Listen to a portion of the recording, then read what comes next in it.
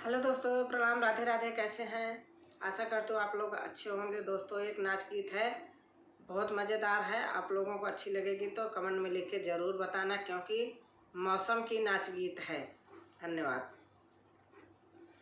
आंधी आवै बड़ी जोर, पाती गिरै झका झोर। आंधी आवै बड़ी जोर, पाती गिरै झका झोर। माजा मारै भुजाइनिया चैतावा में, माजा मारै भुजाइनिया चैतावा में।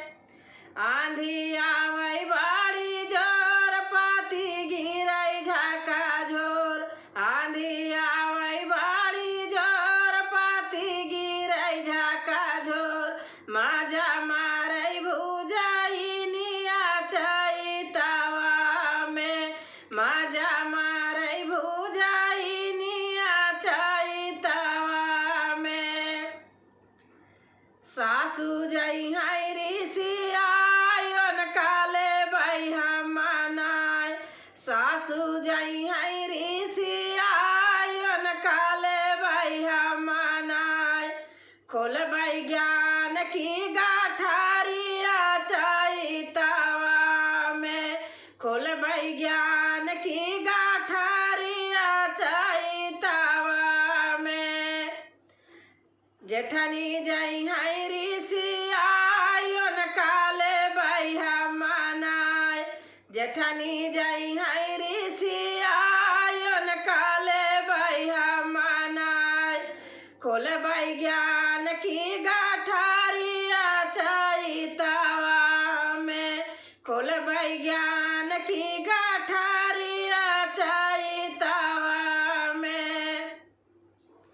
आंधी आवै बड़ी जोर, पाती गिरै झका झोर। आंधी आवै बड़ी जोर, पाती गिरै झका झोर। माजा मारै भुजाइनिया चैतावा में, माजा मारै भुजाइनिया चैतावा में। ननदी जइहै ऋषिया काले बैहा मनाय। ननदी जइहै ऋषिया काले बैहा मनाय।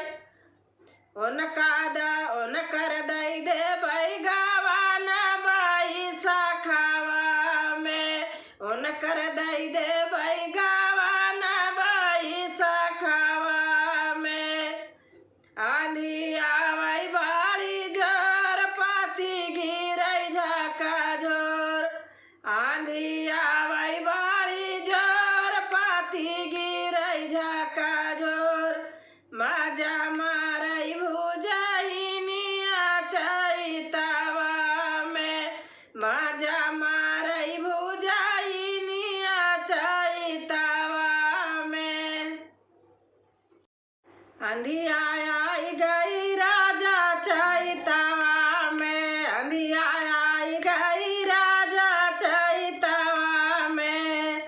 वही अंधिया में सासु मरी उड़ी गई, वही अंधिया में सासु मरी उड़ी गई। जिया छूट गईले राजा झगड़ावा से, जिया छूट गईले राजा झगड़ावा से। अंधिया आई गई राजा चैतावा में, अंधिया आई गई राजा चैतावा में। वही अंधिया में जेठानी मरी उड़ी गई, वही अंधिया में जेठान मरी उड़ी गई।